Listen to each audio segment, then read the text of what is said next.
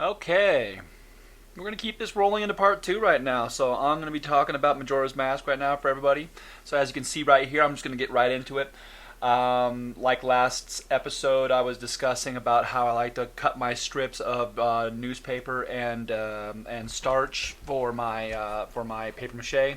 Now I'm going to be kind of discussing what I like to do afterwards. Once I start actually getting into, as I said before, I used a balloon to create my shape.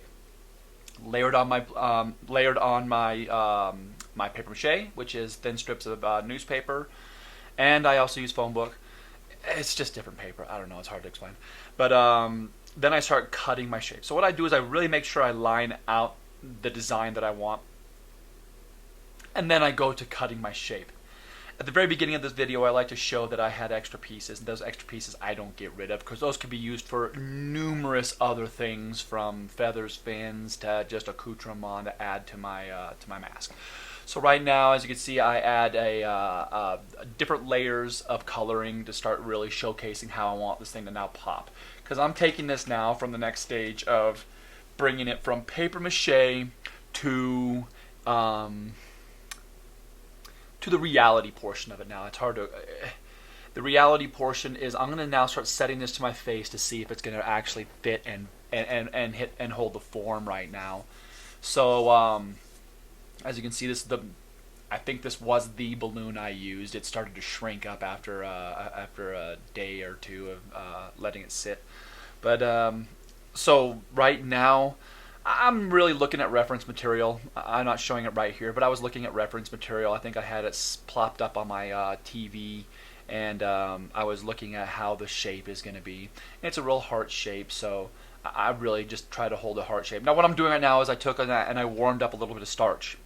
And what I'm doing now is I'm letting the starch sit in certain places to really soak in, so I can start to free form the actual hardness. Not hardness. I want to free form the shape right now. So right now the shape is starting to get hard, and it's really holding a dome shape. And I remember when I put it to my head, it just felt like it just touched on my sides, and it just didn't have a good shape. So right now I'm actually going through softening up the newspaper, so that way I can get in there and shape it, bend it, flex it, get it to where I want it to go. And then I was going to let it sit and wait for a little while and dry in the new shape that it was going to be. So from here, I am doing the last little bits of the creative design and the shaping of the mask, which is it's simple but time consuming, because now that I already have the paper mache form, I have to now soften it to really manipulate it to the exacts that I want. So that's what I'm doing right here. It's not the most exciting thing. As a matter of fact, it tends to get a little tedious. I really had to saturate both sides and set and press and move, and I had to put weights on the inside of it to do what I want. But when it was done, it really did give me the desired look that I really wanted.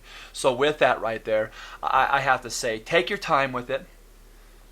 Know the shape you want, and don't stop until you get it. You can destroy this thing by overcutting, overshaping, but at the same time, stick with it. And you could always, once things start to get a little gooey and weird, always reapply a little more paper mache to it to re-strengthen it. So with that right there, I'm going to go and probably end part 2 of my Majora's Mask series right here. Please keep watching. I'm going to continue this for as long as it takes to finish this right now. So I am on to part 3 as soon as possible. So like, subscribe, hit the notification button. I hope you like all that's coming your way, and I'm going to keep bringing more and more.